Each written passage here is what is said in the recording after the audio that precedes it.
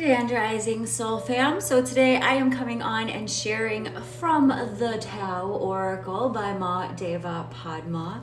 And today I am sharing from Gene Key or Hexagram 51. This is the shadow of agitation. This is the gift of initiative. This is the divine expression of awakening. And according to the I Ching, this is the hexagram called the arousing. There we go. Couple of keywords: shock, a crisis, upheaval, awe-inspiring, dramatic power shifts, unpredictability, and a shake-up that's a wake-up. So here we go. We have this one coming up in a couple weeks. So let's journey into it now, shall we? It says here, a sudden and unexpected electrical storm can set off all kinds of reflexive alarms, sending us to brief, heart-pounding shock. This is particularly true if we've been so preoccupied with our own affairs that we've missed the gathering clouds and buildup of energy that precedes the ear-splitting first crack of lightning. It makes little difference whether the onslaught is on a psychological level or a physical level. When you are taken completely unawares, it is natural to be thrust into a momentary gap of sheer animal panic. But after the initial hair-rising thunderclaps, you can begin to feel the release of tension in the atmosphere. Soon, you'll be able to resume even the most absorbing of tasks without fear. Later on, you might even joke about how foolish it was to be so frightened. It was just a storm after all, and it blew over as quickly as it came. Any external jolts you have received lately are just wake-up calls from the big existential alarm clock. It's pointless to try to roll over and fall back to sleep, or to try to belittle the impact by pretending the shocks haven't happened and trying to carry on with the status quo. The only way to deal with the turmoil is to look with uncompromising honesty at the fears that might have been provoked by the lightning and thunder. The arousing is a time when everything is briefly illuminated with a brilliance that throws all into sharp focus. It's a time when you can learn a great deal about yourself, not to mention about those around you.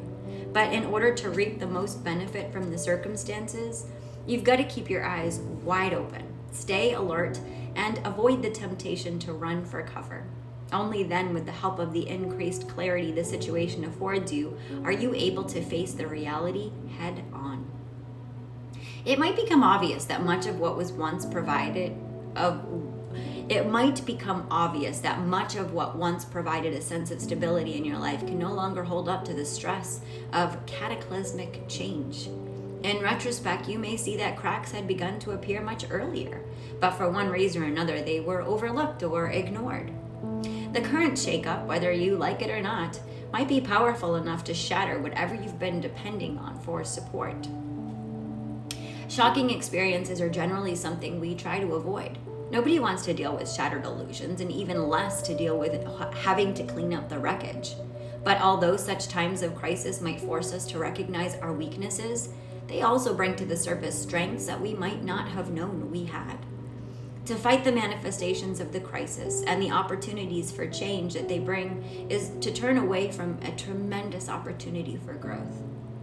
To trust and let the situation unfold as it will can be exhilarating and ultimately revelatory. I can never say that word. Revelatory. Imagine surfing the crest of an enormous tidal wave. Surviving the experience is bound to be humbling and thrilling all at once. Don't miss the chance to take the ride of your life into a more vulnerable, awe-inspired, and sensitive experience of reality. So here we go. The arousing, the changes. You may feel that you have a resonance with one. You may feel a resonance with two. You may feel yourself climbing up the ladder on all of these. So here we go. Bottom line, line one. If your heart is still pounding from the fright, the first thing to do is to stop running. The protective roof of your certainties might have been blown off, leaving you feeling open and exposed. But the worst will soon be over as you become acclimatized to your new nakedness.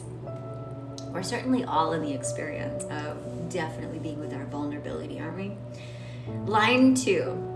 Receiving a Zen stick as it cracks through uncautious behaviors and stagnant situations actually can leave you more flexible and expansive, more embracing of life and all it brings.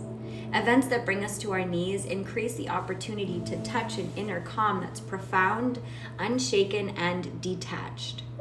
It might take time for you to recover your poise and pick up the broken crockery around you, but once you get the mess cleaned up, you'll begin to appreciate the gift hidden inside what might now seem like a disaster.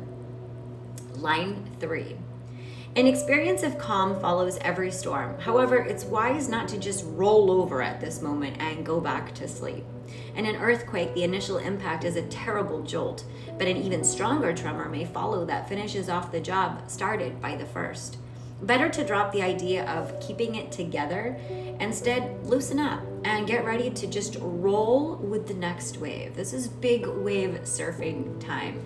So how can we stay above the water, just rolling with the waves instead of being under and just getting catapulted by the water? Line 4. Just as the forging of a blade requires repeated heating, hammering, and tempering in cold water, so we too are honed by existence. If you can accept the process, your capacity for resilience and endurance under stress will grow. So right now, we are technically in Gene Key 22, which is the shadow of dishonor, and we dishonor ourselves anytime we don't honor our true and authentic feelings and desires. It doesn't mean we have to act out all of our desires, but we do need to honor that they're there. Otherwise, we are being dishonorable to our heart. Okay, line 5. The positive results of shock can be many. It can increase your capacity to look honestly at yourself and to deal with any attitudes and behaviors that have become too slack or presumed too much. In this way, you can grow more alert and intolerant of sleepy habits that keep you dozing until the next alarm. The purpose of the alarm bells is to provoke change. We've got a lot of alarm bells in our media circus right now, provoking change. To the extent that you answer the calls when they come and respond creatively, you won't be startled off your center. This is also like arousing, when you can tune into the arousal instead of the anxiety, much different frequency to play in. When we are caught off of our center, we can feel anxiety.